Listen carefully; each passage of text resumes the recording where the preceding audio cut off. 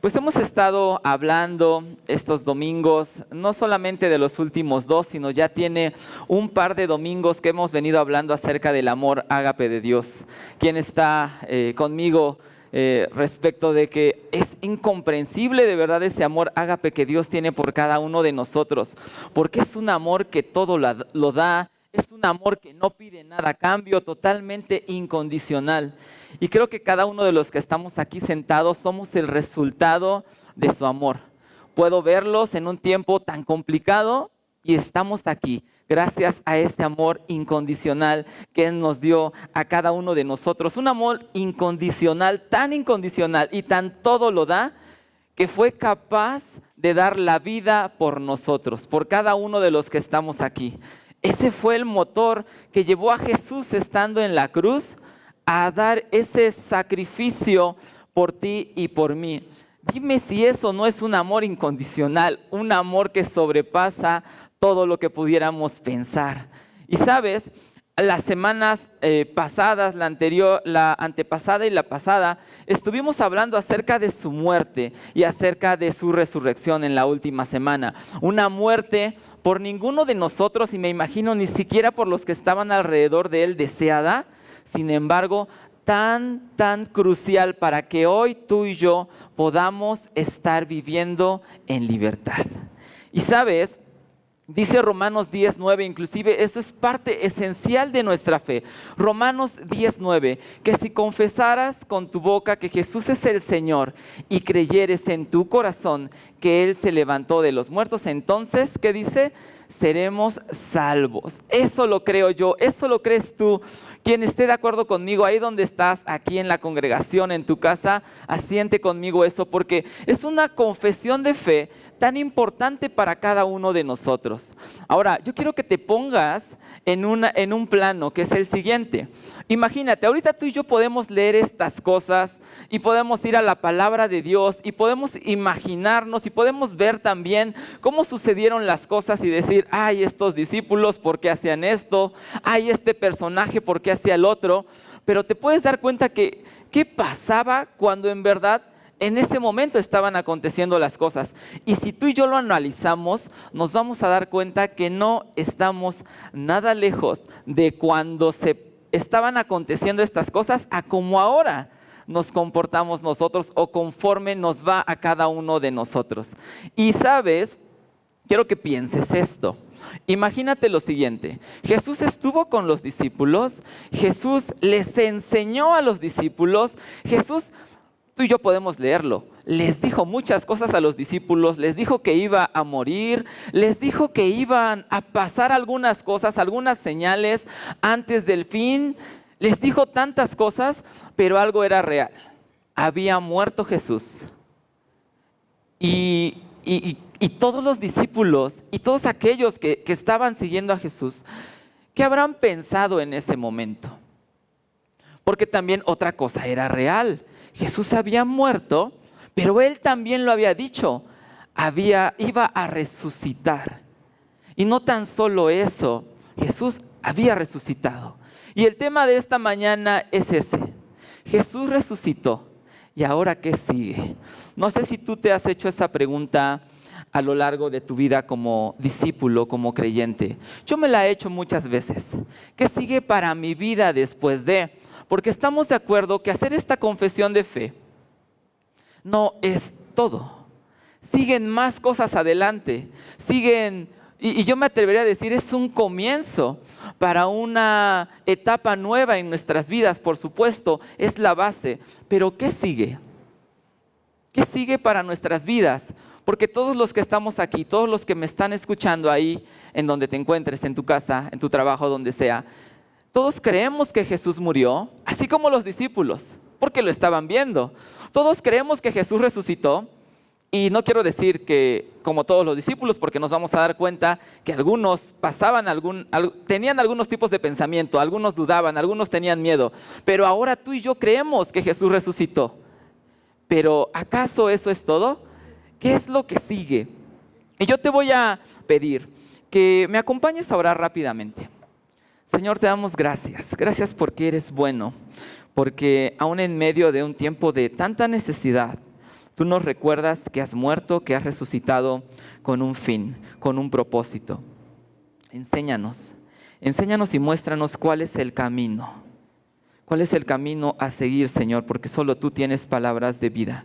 Que lo que hoy se hable sea palabra que venga de tu corazón, que venga de tu Santo Espíritu, Señor, y que caiga en tierra fértil para que dé fruto y fruto sobrenatural. Te bendecimos, Jesús. Amén.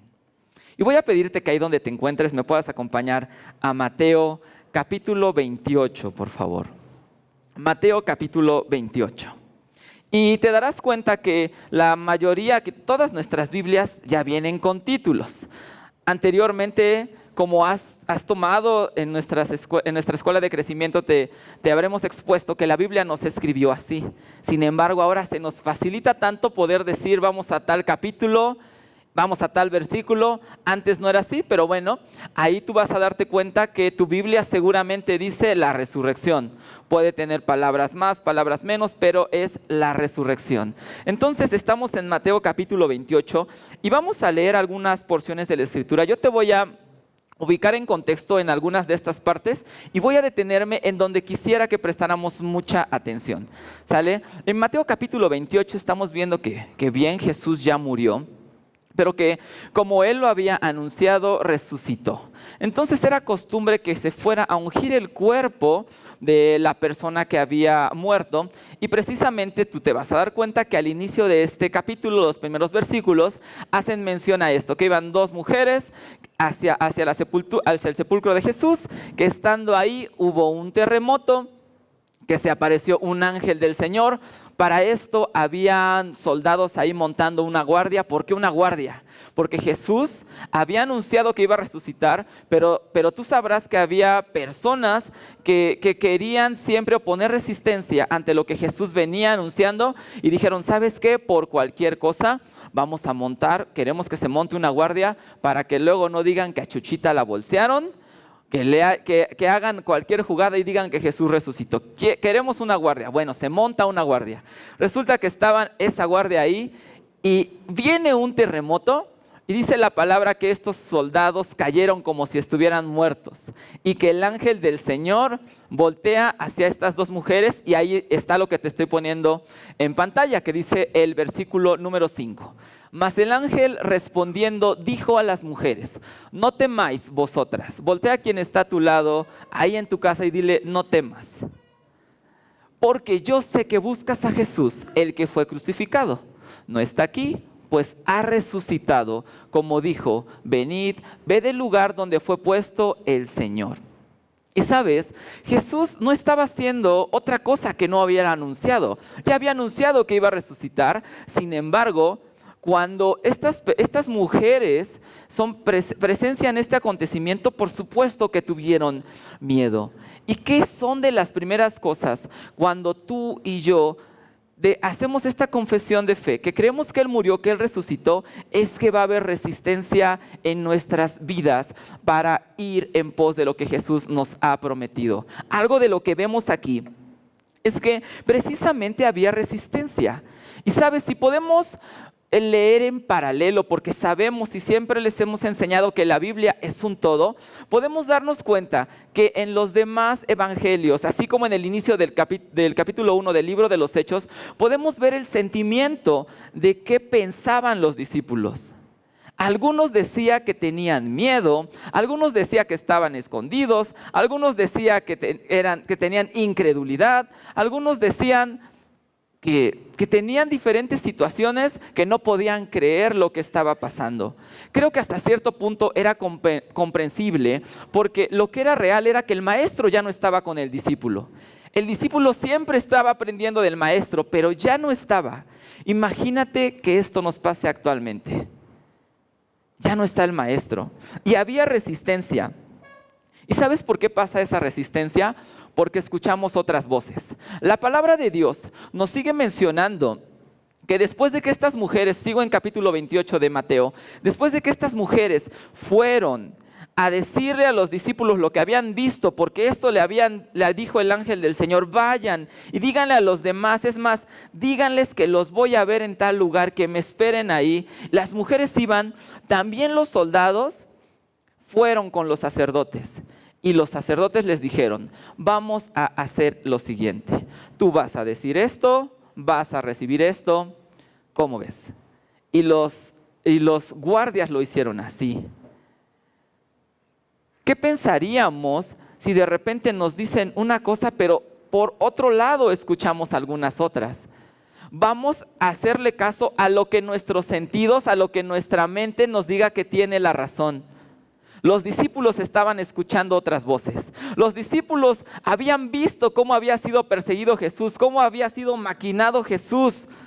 ¿Tú crees que les daba ganas de andar por ahí cerca? Estaban escuchando otras voces. Pero era real, Jesús iba a cumplir lo que había prometido. Pero para eso tenía que morir.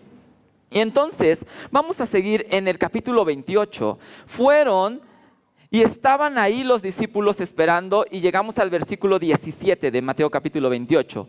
Y cuando le vieron, le adoraron. Y fíjate, esto lo están diciendo de los discípulos. Todos los que estamos aquí somos discípulos. Todos los que me están escuchando en casa son discípulos. Fíjate lo que pensaban los discípulos. Le adoraron, pero algunos dudaban. ¿Te sientes identificado con eso? ¿Ha pasado momentos en tu vida en los que sabes que Jesús murió, en los que sabes que Jesús resucitó y aun cuando Él se está manifestando en nuestras vidas, dudamos? Yo te soy sincero, a mí me ha pasado un par de veces. Bueno, y quiero ser un poco conservador.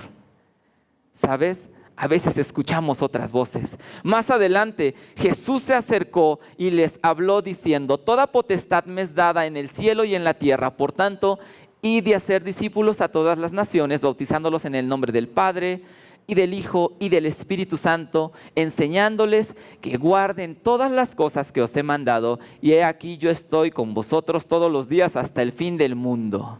A ver, Jesús, ya moriste, resucitaste, y aquí pueden los discípulos estar escuchando, pero dicen, ¿cómo es posible que vas a estar con nosotros hasta el fin del mundo?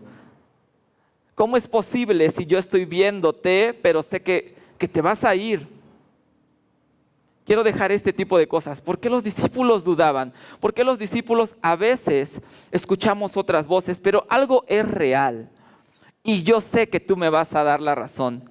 No hay nada que se resista a un toque del amor ágape de Dios.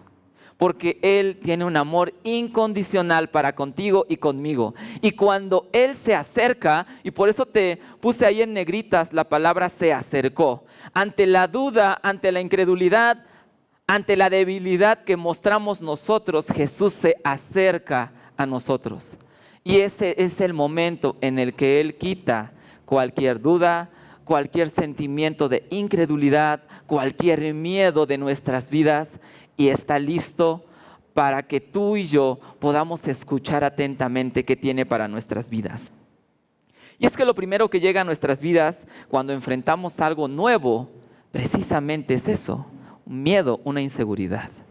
¿Cuántos de los que estamos aquí hemos estado en un nuevo trabajo? Creo que todos. Y siempre es algo nuevo, ¿no?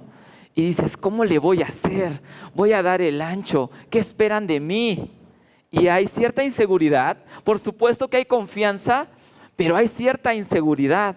Imagínate cuando aprendemos a manejar. Todos los que estamos aquí, bueno, no todos manejan, pero la mayoría manejan. Cuando aprendemos a manejar, ¿quién te ha enseñado a manejar? ¿Algún amigo? A lo mejor tu esposo, a lo mejor tu hermano, quien sea que te haya enseñado a manejar. A lo mejor fuiste a una escuela de manejo. Pero llega el momento en el que esa persona, en el que ese maestro ya no va a estar contigo. Y te toca agarrar el volante y te toca a ti mover las velocidades y dices, en el nombre sea de Dios, ahí voy. Ya no está el maestro, te toca a ti sí o sí. O le vas a llamar, por supuesto que lo podemos hacer, pero al final de cuentas, Él te puede guiar, como lo sigue haciendo Jesús a través del Espíritu Santo, pero ya no está más contigo físicamente para que lo pueda hacer por ti.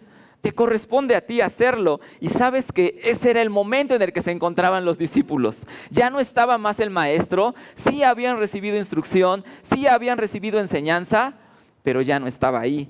¿Qué crees? Les tocaba a ellos empezar a hacer todo lo que Jesús les enseñó. Y es en este momento en el que los discípulos pueden entender ¿Cuál es la trascendencia de la muerte y de la resurrección de Jesús? ¿Por qué te digo esto? Porque Jesús les enseñó algo aquí en la tierra a los discípulos. Y fue precisamente eso. A que ellos aprendieran del Maestro. Un discípulo nunca va a dejar de aprender. Pero ¿qué tiene que hacer un discípulo? Ahí los discípulos, ¿sabes qué pasó? Entendieron lo que significaba la muerte de Jesús. Porque era necesario morir. Como veíamos la clase anterior, el domingo anterior, ¿qué significa resucitar? Levantarse. Pero yo no me puedo levantar si no he muerto. Y lo que estaban haciendo aquí los discípulos era aprender a morir. Entendieron entonces, recibieron ahí una revelación de lo que era necesario hacer. ¿Por qué Jesús resucitó? Porque primero murió. Porque Él se tenía que levantar para ir a hacer lo que seguía, que también ya les había dicho a ellos, y no me quiero adelantar. Pero es entonces que los discípulos entienden el verdadero significado de la muerte y entienden el verdadero significado de la resurrección, y es levantarse. Y cuando ellos lo entienden, entonces Jesús les dice: toda potestad me es dada, por tanto, levántense, vayan y compartan y hagan discípulos en el nombre del Padre y del Hijo y del Espíritu Santo. Pero ¿sabes qué? Lo entendieron y lo tenían que entender comenzando a morir. Por eso, si tú te das cuenta leyendo las cartas que escriben los apóstoles a las iglesias, te vas a dar cuenta y vas a poder entender y vas a poder ver cómo estaban muriendo cada vez más a lo que ellos pensaban. ¿A qué tengo que morir, Esteban? Morir a nuestra antigua manera de vivir, morir a nuestra antigua manera de pensar, morir a nuestra antigua manera de obrar. Por eso la palabra dice: ya no vivo yo, mas Cristo vive en mí. Porque yo entiendo el significado de morir, de resucitar de Jesús, porque entendemos que la resurrección nos da esperanza. Eso lo entendemos, nos da vida eterna. Pero ¿qué pasa mientras estoy aquí en la tierra? Mientras estoy aquí en la tierra, entonces solo me quedo sentado. La resurrección de Jesús me llama a levantarme en su nombre. No en mi nombre, sino en el suyo. ¿Y qué pasó durante este tiempo? Jesús murió, Jesús resucitó. ¿Y después qué sigue para nuestras vidas? Y quiero que analicemos qué cosas siguieron en ese tiempo. ¿Qué cosas pasaron en ese tiempo y qué podemos aprender tú y yo para seguir haciéndolo en nuestras vidas? Y si no lo estamos haciendo, podemos comenzar a hacerlo. ¿Sabes? Durante ese tiempo que Jesús ya no estuvo, hubo resistencia, y tú lo vas a ver. Los discípulos no la tuvieron fácil, así como tú y yo ahora no la tenemos fácil. Pero aún en medio de ese tiempo se levantó la iglesia. La iglesia se levantó.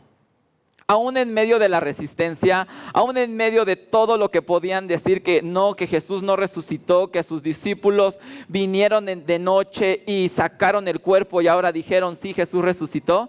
¿Sabes que aún en medio de eso hubo resistencia? Pero aún en medio hubo un nacimiento grande de su iglesia. Y quiero que entendamos la palabra iglesia, de eclesia, no entendiéndola como que hubo un surgimiento y que se empezaron a abrir sucursales en toda Jerusalén, en toda Judea, para nada. No me refiero a eso, me refiero a la eclesia, entendiéndola como ese conjunto de personas que son llamados a ser parte de. Porque la iglesia no son paredes, no es cemento, no es ningún lugar, sino tú y yo. Ahí donde tú te encuentras, siguiéndonos en la transmisión, eres parte de la iglesia. Ahí donde tú estás sentado en un lugar, con sana distancia por supuesto, eres parte de la iglesia. Porque somos la iglesia. Pero ¿sabes qué? La iglesia no se levantó porque los discípulos hayan dicho: pues bueno, ya Jesús nos dio autoridad, ahora vamos a ir a hacer esto y vamos, ¿sabes qué? Bueno que ya no está Jesús, porque pues eso de estar yendo a las sinagogas, eso de estar yendo al templo ya no, vamos a hacer las cosas como yo quiero. No fue así, porque iban a hacerlo en el nombre de Él, del Padre y del Espíritu. ¿Y sabes qué faltaba aquí? ya estaba el Padre, ya estaba el Hijo, pero nos faltaba el Espíritu Santo. ¿Y qué les había dicho a Jesús? Yo sé que tú lo sabes. Jesús les había dicho, es necesario que yo me vaya. Es decir, es necesario que yo pueda irme para que venga esa persona que yo les he prometido, ese consolador que no solamente les va a consolar, sino que les va a instruir y que les va a revelar. Y muchas otras tantas cosas que podríamos aprender del Espíritu Santo. Era necesario.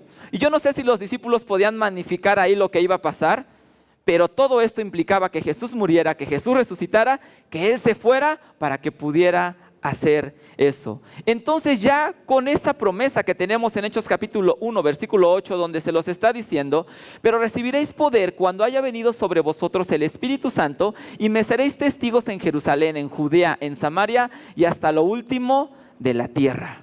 Y sabes, vamos a ver más adelante en el libro de los Hechos capítulo 2, cómo estando los discípulos ahí juntos, llega el Espíritu Santo sobre ellos y se ponen a hablar en lenguas, que estas lenguas se refiere a que hablaban en los idiomas, en los dialectos de las personas que se encontraban ahí, que ellos ni siquiera mismo entendían los discípulos. Se encontraban en una fiesta llamada el Pentecostés, que se celebraba 50 días más uno después de la Pascua. Era una fiesta agrícola. Entonces ellos se encontraban ahí, se encontraban muchos del pueblo judío de todas partes del mundo. Y dice la palabra que ellos fueron llenos del Espíritu y comenzaron a hablar en lenguas y salieron, y los que estaban afuera les entendían. Les entendían. ¿Y sabes qué pasaba ahí? Había resistencia. Algunos se burlaban de ellos. Algunos decían que estaban ebrios. ¿Y sabes qué pasó ante esa resistencia? Ellos ya habían sido investidos de poder y lo que hicieron fue: ya entendí la muerte, ya entendí la resurrección de Jesús, entonces me levanto en su nombre y en su nombre hago esto. Y se levanta Pedro y empieza a dar un discurso a todas estas personas y les dice: Jesús murió, Jesús resucitó, ese Jesús el cual ustedes vieron y el cual también murió, ese Jesús hizo esto, y revela a Jesús en ese momento. ¿Y sabes qué les dijeron los discípulos judíos, que en ese momento le escuchaban? Ok, ¿qué hacemos? No sé si te ha pasado esta pregunta o te has hecho esta pregunta. Ajá, ya escuché el mensaje, ya entendí que Él murió, ya entendí que Él resucitó. Y como ellos preguntamos, ¿qué hacemos? La respuesta de Pedro fue: arrepiéntanse, bautícense. Y sabes, la palabra ahí en el libro de los Hechos nos va diciendo que se iban sumando más y más personas. Y es que el resultado de la resurrección es que su iglesia se levante. Que tú que me estás escuchando te levantes en su nombre. Ese es el resultado de la resurrección. ¿Qué pasaba? ¿Cómo yo soy parte de la iglesia? Haciendo la confesión de fe, yo me vuelvo parte de la iglesia. Yo soy parte de esas personas que creo que Él murió, que Él resucitó. Pero la palabra de Dios en el libro de los Hechos, en el capítulo 2, te vas a dar cuenta que decía que era lo que también hacían. Porque ellos estaban juntos, porque ellos convivían, porque ellos tenían cosas en común, pero también la iglesia pasa a ser parte del cuerpo de Cristo. Yo voy a pedirte que vayas ahí al libro de Primera de Corintios 12. Están puestos en pantalla, capítulo 12, versículo 14 y 17. Además, el cuerpo no es un solo miembro, sino muchos. Vosotros pues sois el cuerpo de Cristo y miembros cada uno en particular. Tú y yo no dejamos de ser uno, no nos partimos, pero sí vamos a ser parte de un cuerpo. Cuando tú y yo nos acercamos a Jesús, y estoy poniendo aquí una plantita que imaginemos que es una vid, obviamente saben que no es una vid porque está medio rara. Entonces imaginémonos que nos acercamos a Jesús y tú y yo somos añadidos como estas pequeñas uvas, ¿no? La palabra de Dios también en Juan te menciona en el capítulo 15 que Él es la vid y que nosotros somos como pámpanos, ¿no? Y que separados de Él nada podemos hacer. Pero imagínate a Jesús, que tú y yo decidimos acercarnos a Él, que somos un pámpano nuevo que está aceptando a Jesús, y nos decidimos acercarnos a Él y nos agregamos a la vid. ¿Sabes? Tú y yo pasamos a formar parte de un cuerpo. Yo no puedo pensar que acepto a Jesús en mi corazón y pensar que soy parte del cuerpo estando separado. Separado de Él, yo nada puedo hacer. Yo debo entender que como iglesia, que como conjunto de personas que creemos que Jesús es el Señor, somos parte de un cuerpo.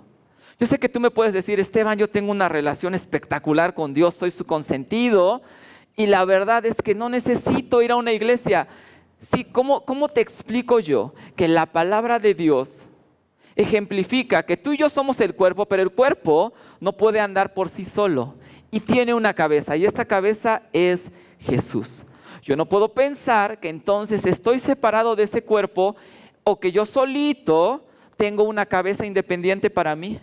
Para que yo sea parte o que yo esté adherido o que tenga un conjunto con esa cabeza, debo de estar unida al cuerpo. ¿Cómo voy a ser parte de la iglesia? Pues perseverando en la doctrina. ¿Qué decía la palabra de Dios en el libro de Hechos? Que perseveraban en la doctrina de los apóstoles. Pero la doctrina de los apóstoles no era lo que a ellos se les ocurría, era lo que decía Mateo capítulo 28. Enséñenles lo que yo les he enseñado. Eso era la doctrina de los apóstoles. Estaban en la comunión unos con otros. ¿Te parece que estando cerca tenemos que convivir sí o sí? Sí o sí. Todo esto tiene un objetivo, y si tú y yo leemos más en 1 Corintios capítulo 12, que en específico habla de los dones, vas a darte cuenta que estamos conviviendo y tenemos dones para edificación los unos de los otros. Pero también nosotros, dice la palabra, que si uno se duele, una sola parte del cuerpo se duele, todos nos dolemos. ¿Te parece que si yo muevo una sola uvita, se mueven todos? ¿Por qué? Porque somos un solo cuerpo. Y a eso estamos llamados, a estar conviviendo en el partimiento del pan. ¿Sabes? Desafortunadamente muchos de nosotros que amamos y creemos en Jesús, vamos a pedir consejo donde no está Jesús. Y lo que tú y yo necesitamos hacer es estar en un lugar donde haya gente, y quiero que sepas algo, totalmente imperfecta, como tú, como yo, pero que creen en lo mismo, que creemos en el mismo Dios. Por eso es importante ese partimiento del pan, ese donde muchos dicen es la chorcha, porque a todos nos gusta. Ahí estamos con gente que ama a Dios, que si pedimos un consejo, que nos puedan instruir, que nos puedan a lo mejor decir, ¿sabes qué? La palabra dice esto, pero lo digan conforme a la palabra, no conforme a lo que creen, no conforme a lo que piensan. Y por supuesto las oraciones. ¿Qué más pasó después de esto? Jesús les dice la gran comisión, después de la resurrección. Y Jesús se acercó, Mateo capítulo 28, y les dijo, y les habló diciendo, toda potestad me es dada en el cielo y en la tierra, por tanto, id de hacer discípulos a todas las naciones, bautizándoles en el nombre del Padre, del Hijo y del Espíritu Santo. Jesús les está diciendo, esa autoridad que como seres humanos, como humanidad, entregamos en el huerto del Edén a través de Adán y Eva, yo la he recuperado a través de mi muerte, a través de mi resurrección, y ¿sabes qué? Te la regreso, porque es tuya. ¿Y sabes qué quiero que hagas? Que vayas y hagas discípulos a todas las naciones. Ahora, quiero que pienses algo. Jesús le estaba diciendo esto a personas, y voy a regresar al principio, que dudaban, a personas que tenían miedo, a personas que no lo podían creer. ¿A ellos les estaba diciendo esta gran comisión? Sí, a ellos. A ellos les estaba diciendo esta gran comisión. Y aquí vemos dos puntos. Son investidos de autoridad. Esa autoridad que habíamos perdido nosotros mismos. Pero algo bien impresionante es que nos convertimos en dignos de confianza. La persona que tienes acá a tu lado, el que tienes acá enfrente y el que tú te imagines, somos los hombres y mujeres más imperfectos del mundo. Pero fíjate lo que dice su palabra, y es lo que busca Jesús. Bendito el varón que confía en Jehová, cuya confianza es Jehová, porque será como árbol plantado junto a las aguas, que junto a la corriente echará sus raíces y no verá cuando viene el calor, sino que su hoja estará verde, y en el año de sequía no se fatigará ni dejará de dar fruto. Lo único que demanda Dios de nuestras vidas es que confiemos en Él. Eso veía Jesús en sus discípulos. A esos hombres y mujeres imperfectos que se paran, que nos paramos delante de Jesús, creyendo que Él murió, creyendo que Él resucitó, nos dice, tú eres digno de mi confianza, por tanto tengo autoridad para decirte que hagas más discípulos en mi nombre. Imagínate a un Moisés, que era totalmente incrédulo. Sí, él fue digno de confianza. Imagínate un Noé. Sí, él fue digno de confianza. Ahora, vayamos con alguien que a lo mejor tenía trascendencia. Imagínate a Nehemías. Él era digno de confianza. Él no tenía recursos y Dios decide confiar en él porque sabía dónde estaba su corazón y Dios provee recursos. Todos los que estamos aceptando que Él murió, que Él resucitó y confiamos en Él, somos dignos de poder ir y llevar las buenas nuevas a donde vayamos. Eso es lo que Jesús ve en ti y en mí. ¿Qué sigue después de la resurrección para tu vida, para mi vida? Siguen bastantes cosas. Y ya voy terminando. Hacer discípulos. Un discípulo se niega a sí mismo. Yo sé que te puedo decir muchas cosas respecto de qué es un discípulo, respecto de qué es un creyente, y te exhorto a ser un discípulo. Pero yo quiero decirte algunas cosas que implican ser un discípulo. La primera, se niega a sí mismo. Su palabra dice, entonces Jesús dijo a sus discípulos, si alguno quiere venir en pos de mí, niéguese a sí mismo, tome su cruz y sígame. Aquí seguramente no entendían eso los discípulos. Pero cuando Él murió, cuando Él resucitó, cuando ellos fueron confrontados, ellos entendieron que era negarse a sí mismo, que era tomar su cruz y seguirle. Un discípulo ama a los otros. Juan capítulo 13, versículo 35. En esto conocerán todo que sois mis discípulos, si tuviereis amor los unos con los otros. ¿Te parece que nos hemos amado los unos a los otros? ¿Te parece que tú y yo nos decimos sus discípulos y estamos amando los unos a los otros? Porque los discípulos así lo hacen. Este tipo de preguntas te las quiero dejar ahí. Un discípulo permanece.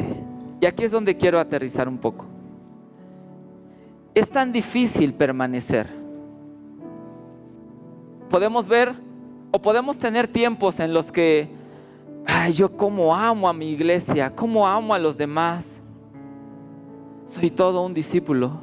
Pero vienen momentos en los que dudamos, en los que nos pasa lo de a los discípulos. Cuando está el maestro con nosotros, estamos tan contentos, pero cuando el maestro se va, no sabemos qué hacer. Decimos, no, pues si así me va a ir, estaba mejor antes. No lo voy a hacer. Pero un discípulo permanece. Juan capítulo 15, versículo 4. Te pido que vayas ahí si lo tienes, si no está en la pantalla. Permaneced en mí, yo en vosotros. Como el pámpano no puede llevar fruto por sí mismo si no permanece en la vid, así tampoco vosotros si no permanecéis en mí. Jesús nos dejó una gran comisión. Llevar fruto, llevar las buenas nuevas. Pero ¿qué vamos a llevar si no tenemos que dar? ¿Y sabes qué? El resultado de permanecer es dar fruto. El fruto no va a venir al otro día de que haces una confesión de fe. El fruto no va a venir al otro día en que tu matrimonio se está rompiendo. El fruto no va a venir al otro día en el que tu relación con tus hijos está quebrantada. El fruto va a venir de permanecer. De permanecer en matrimonio, de permanecer con nuestros hijos, de permanecer adheridos a su cuerpo, de permanecer. Eso es lo que Él busca de nosotros. Que tú y yo permanezcamos. ¿Permanecer en qué? Y permanecer cómo. ¿Sabes? Su palabra dice, estábamos en Mateo capítulo 28, pero en el 27 habla también de que Él había muerto y de que Él había resucitado. Sí, Jesús resucitó. Pero cuando Él resucitó, en el capítulo 27, versículo 53, dice que se levantaron, después de que Jesús resucitó también con Él, algunos de los santos que habían muerto. Y que fueron a la ciudad y que muchos les vieron. Y quiero complementar esto con lo que habíamos visto en Hechos capítulo 1, versículo 8. Jesús murió y les dijo, van a recibir poder cuando venga sobre ustedes el Espíritu Santo y me van a ser testigos. Y la palabra importante que quiero que pongas atención aquí es ser testigos. ¿Qué sigue para tu vida y para mi vida después de la resurrección? Dar un testimonio de lo que Él hizo. ¿Qué hicieron los discípulos? Se levantaron y dieron ese testimonio. ¿Qué hicieron esas personas que se levantaron después de que Él resucitó? Todos les vieron. El testimonio es para que todos lo vean, amada iglesia. ¿Y sabes qué dice Juan en su palabra? Es más, quiero leerlo en el capítulo 15 que les estaba leyendo. Dice que Él es la vid y nosotros ¿qué somos? Eso seguro lo deben saber. Nosotros somos los pámpanos. Dice, yo soy la vid verdadera y mi Padre es el labrador. Todo pámpano que en mí no lleva fruto lo quitará, y todo aquel que lleva fruto lo limpiará para que lleve más fruto. Ahí donde tú te encuentras, ¿quieres dar testimonio? ¿Quieres ser parte de aquella iglesia que está adherida al cuerpo y que va a llevar las buenas nuevas? Yo te quiero hacer una pregunta más. Seguramente tú llevas buenas nuevas. ¿Cuánto fruto quieres llevar? ¿Quieres llevar el fruto que ya tienes o quieres llevar más fruto? Porque dice que Él, aquello que no lleva fruto, ¿qué tiene que hacer? Lo tiene que quitar. Lo tiene que quitar, lo tiene que limpiar. Oye, Esteban, pero esto estaba adherido a la vid. ¿Sabes qué? No lleva fruto. Y si no lleva fruto, ¿qué testimonio va a dar? ¿Y sabes qué más dice? Que todo aquel que lleva fruto, inclusive, lo va a quitar. Pero lo va a quitar para que lleve fruto y lleve, a ver si no se cae, más fruto. Y cuando tú creas que ya no hay más, Él sigue limpiando y lleva más fruto. Y cuando crees que ya no hay más, si tú y yo confiamos en Él, Él está listo para depositar en nosotros más fruto. ¿Qué sigue para tu vida y mi vida después de la resurrección?